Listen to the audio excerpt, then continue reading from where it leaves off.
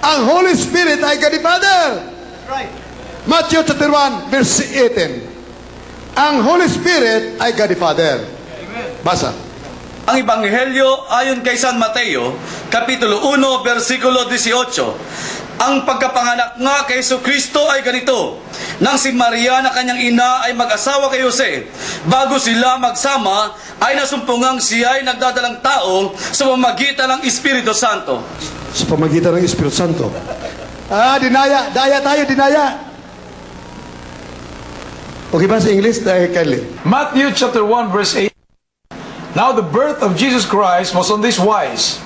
When, as his mother Mary was espoused to Joseph, before they came together, she was found with child of the Holy Ghost.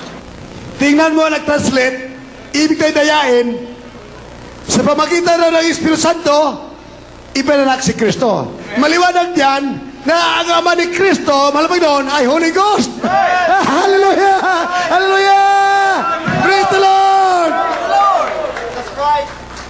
Kagaya ng in the beginning was the Word was with God, and the Word was God. The heavens and the earth were created by Jesus Christ. Amen. Sa ibang Biblia, doktor na, adulterated, gawa ng tao na puno ng Espiritu ng walang katotohanan. Sa pamagitan, through Him. Hindi na siya. Samantala, sa katotohanan, siya mismo ang gumawa ng langit at lupa. Amen! Praise the Lord!